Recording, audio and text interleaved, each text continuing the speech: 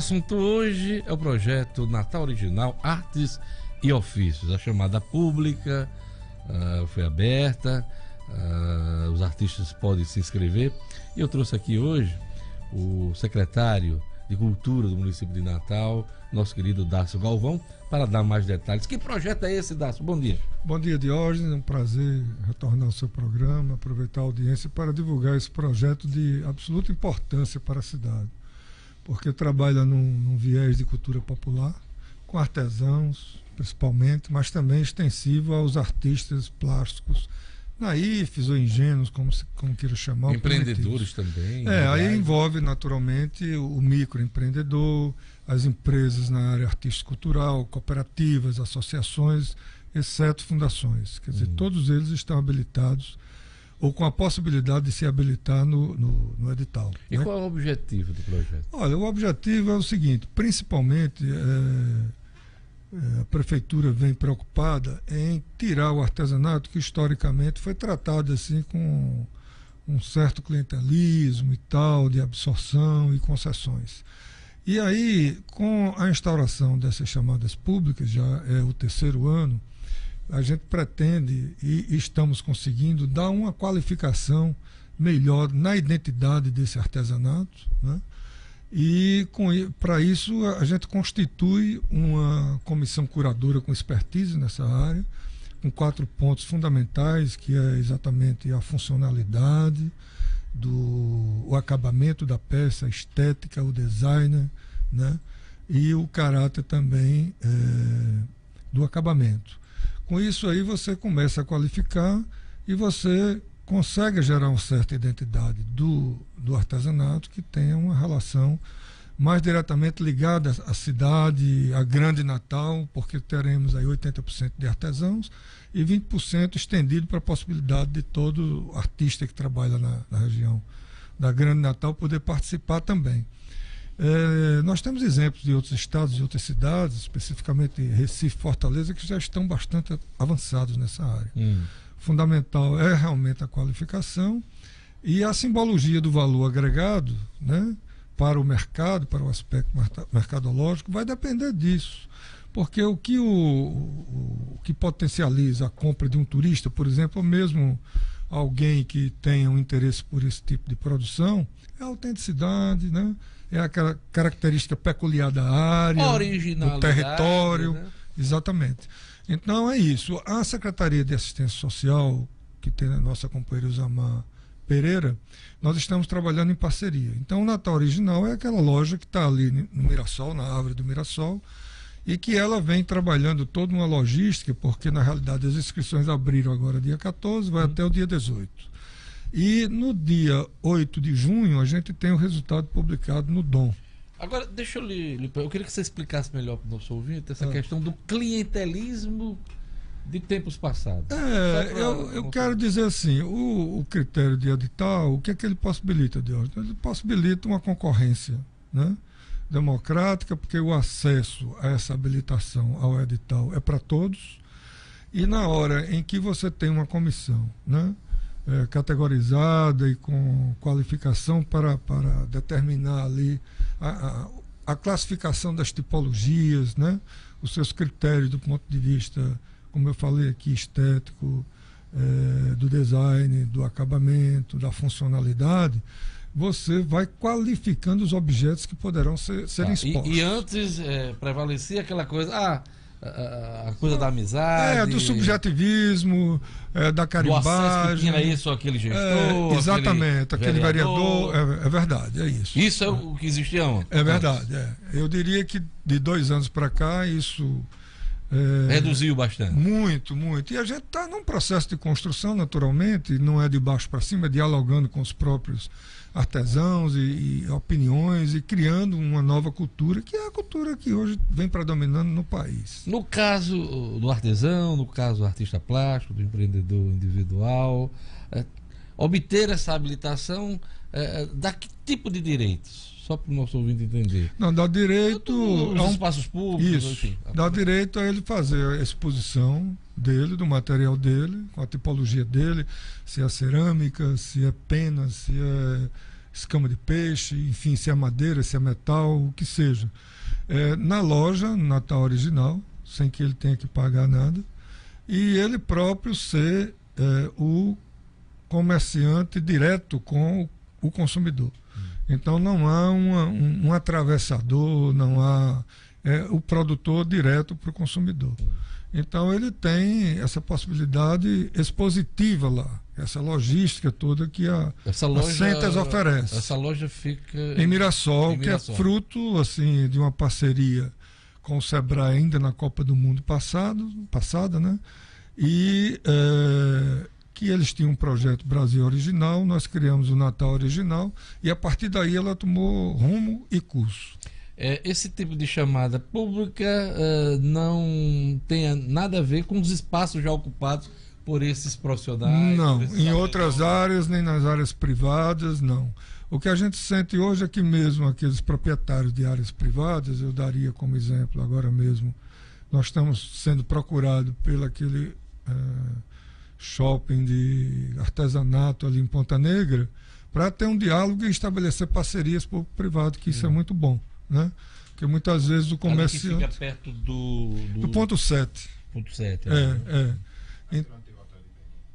Exatamente. Ao lado do shopping ali.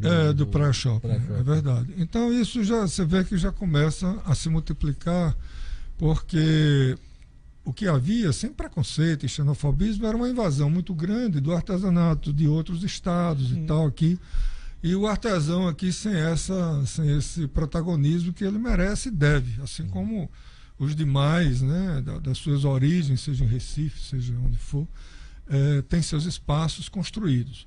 Eu creio que a gente tem que avançar muito mais. O Pernambuco Brasil, que eu tive a oportunidade de visitar algumas vezes ali no Marco Zero em Pernambuco, perto do Cais do Sertão, aquele museu, é um padrão fantástico, onde você não tem sequer vendedores, e ele já substitui, inclusive, o próprio artesão. Ele não comercializa o trabalho dele. Nós temos consultores lá.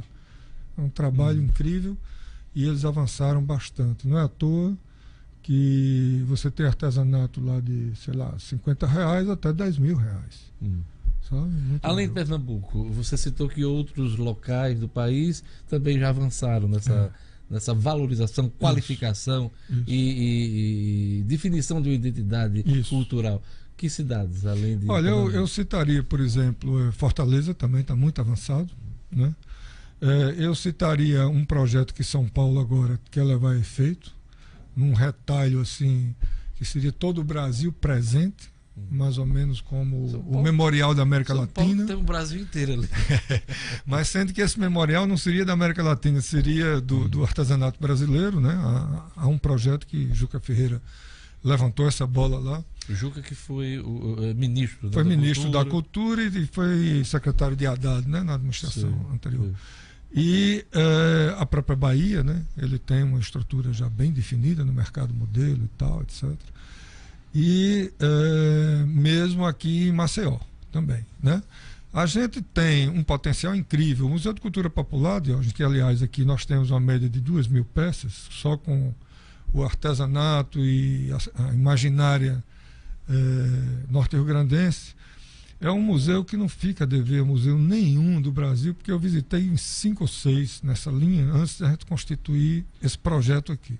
Museu que fica localizado do centro da cidade. Aqui, né? Não, aqui em frente ao Teatro Alberto Maranhão, na antiga rodoviária. Em frente ao teatro, certo. De Cultura Popular, que aliás nós estamos na Semana Nacional de Museus e com a vasta programação lá. Eu ia até lembrar, na Semana dos Museus. Né? Estamos com a oficina de estilogravura na área de João Redondo, o Teatro de Bonecos. Em frente ao Teatro Alberto Maranhão. Exatamente, com as escolas visitando, os participantes, alguns grupos se apresentando.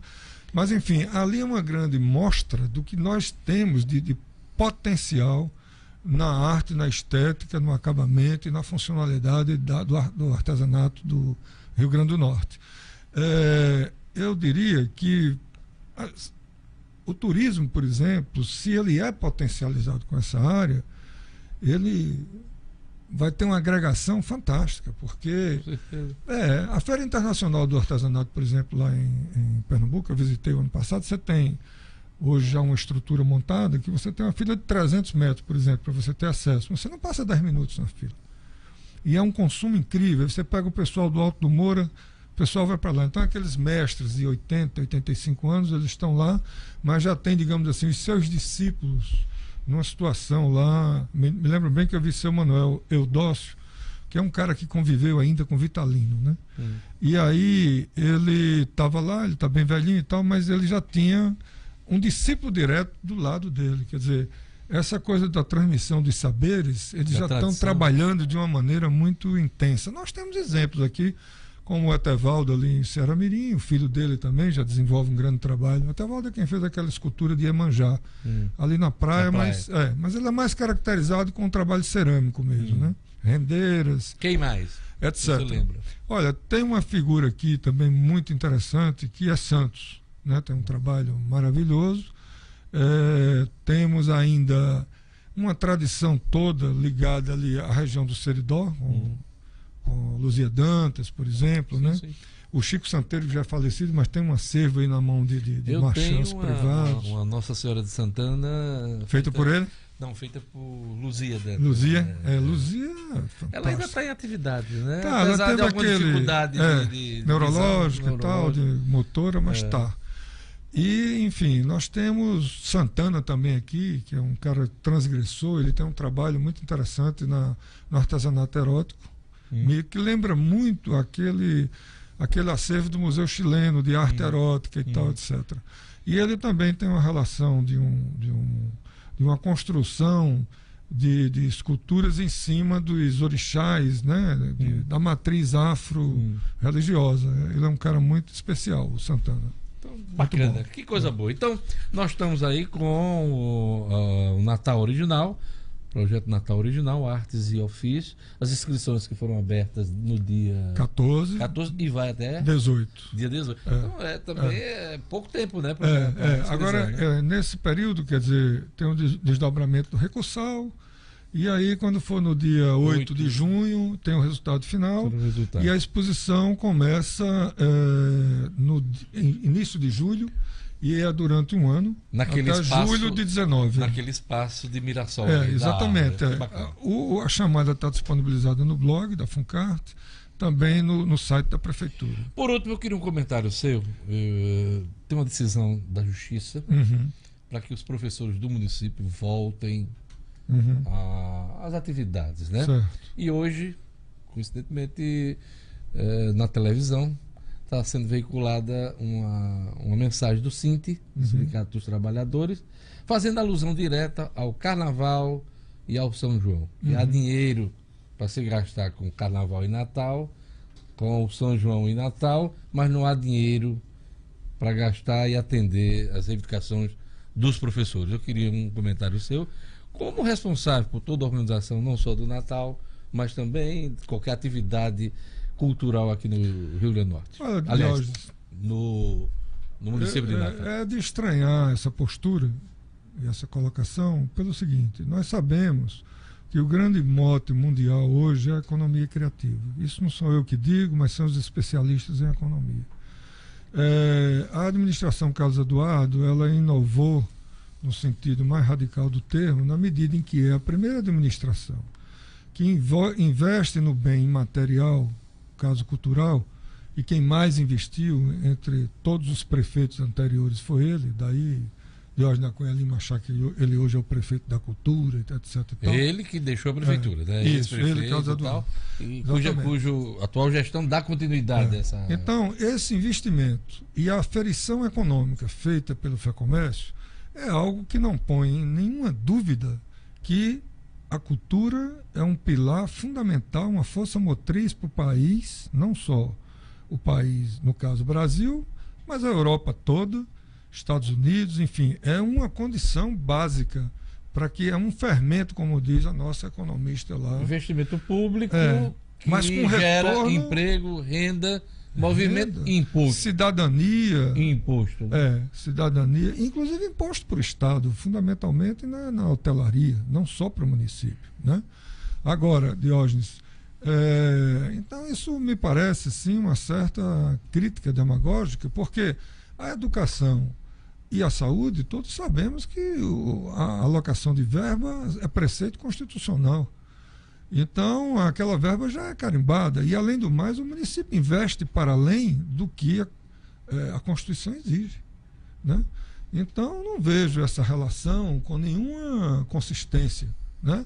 Eu acho isso um conservadorismo, uma falta de atualização, e para aquele público menos esclarecido, uma maneira de tentar confundir, né?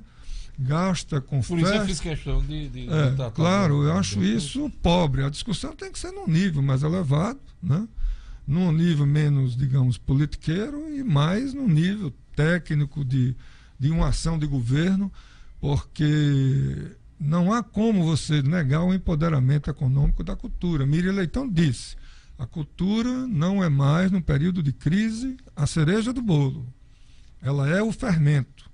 E nós provamos os investimentos que fizemos, e fizemos circular no momento de crise na cidade, de 5,5 milhões, 51 milhões, né? É isso aí. E, além do mais, você gerando o quê? Possibilidades para que a massa desassistida e excluída do processo, que não tem dinheiro, aí as grandes centros de produção cultural e que cobram o seu ingresso, se divertirem, afirmarem a maior festa cultural do país. Porra, é isso aí. Gerando emprego e renda, isso é cabal. E está demonstrado estatística e cientificamente pelo Departamento de Estatística do FEComércio.